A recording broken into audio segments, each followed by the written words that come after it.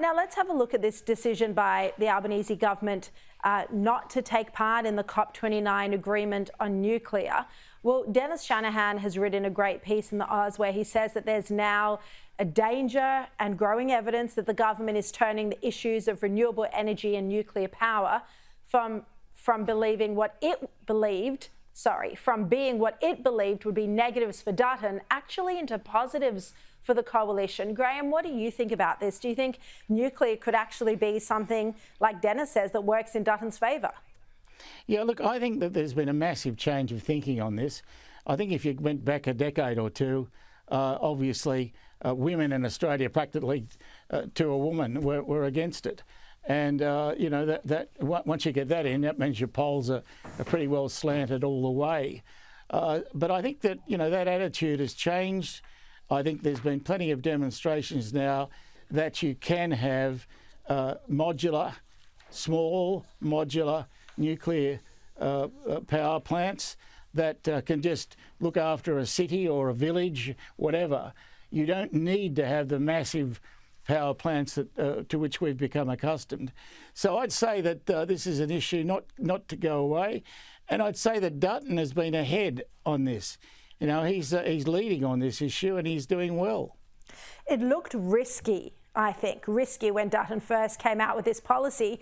But David, now it's Albanese that's looking out of step with the international community, and voters will be thinking, well, why does he think he's smarter than all the other world leaders? That's right. There's many other countries that are going down this path, as Graham correctly says. I think the real structural problem for the Albanese Labor Party and the Labor government is that they were fine to sign up our Navy with submarines and submariners in nuclear submarines. And so you've got a bunch of sailors that are going to be sitting on top of a reactor literally while it cruises along underwater. Those same submarines are going to be serviced in Australian ports, but yet they're saying it's a danger to the health of Australians to have other reactors on shore that will deliver cleaner power.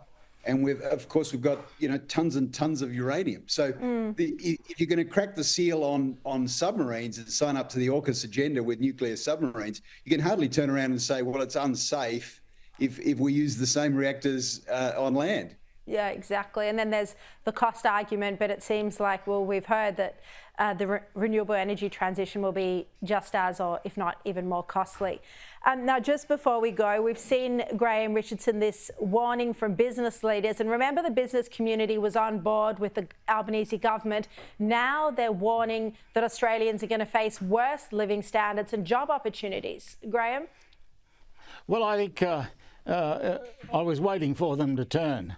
It's not as if the business community is a natural ally for the Labor Party. And so any time you get them supporting Labor, it's always temporary. It never lasts. And this one was never going to last either. Well, it's lasted a while so far. David Gazard, what do you think of what the CEOs actually had to say today? Well, it's interesting because I think big business particularly find themselves almost friendless across the spectrum. They campaigned in part, at least, for a change of government. And the coalition now are saying, well, we don't owe big business anything. If you've got problems with productivity and IR, why don't you go to the party that you supported to get into government now? So yeah. I think the coalition will try to paint itself as the party of workers, but not the party of big business. But Graham is right. They've definitely, right. And I think they've seen out of time. The consequences. David Gazard, Graham Richardson, thank you for your time.